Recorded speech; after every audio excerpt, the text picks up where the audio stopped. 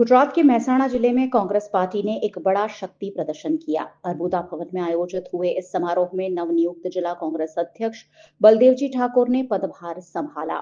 इस मौके पर कांग्रेस के कई बड़े नेता मौजूद रहे और भाजपा सरकार पर जमकर निशाना साधा। इस मौके पर गुजरात प्रदेश कांग्रेस के पूर्व अध्यक्ष अमित चावड़ा ने भाजपा सरकार को भ्रष्टाचार को लेकर घेरा।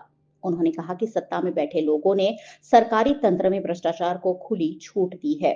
हर टेंडर में घोटाले हो रहे हैं, जिससे जनता को नुकसान उठाना पड़ रहा है। समग्र મહેસાણા જિલ્લાની હાજરીમાં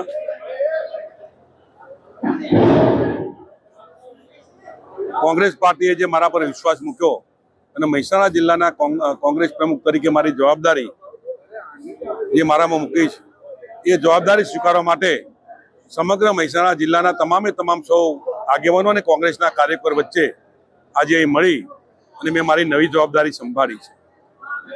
મને વિશ્વાસ છે મહેસાણા જિલ્લાના તમામ સૌ પ્રજાજનો ઉપર કે આ ભારતીય જનતા પાર્ટીના જોખમી ભારતીય જનતા પાર્ટીના ભ્રષ્ટાચારથી અને તમામ બાબત સહકારી ક્ષેત્ર હોય કે કોઈપણ પ્રકારની વાત હોય એવી વાતથી ભારતીય જનતા પાર્ટીથી મારા માનવા પ્રમાણે સમગ્ર જિલ્લો એ કંટાળ્યો જોખમીની સામે લડાઈ લડવાની શરૂઆત એ આજના દિવસથી થઈ ગઈ હોય એવું મને પ્રથમ દ્રષ્ટિએ લાગે છે।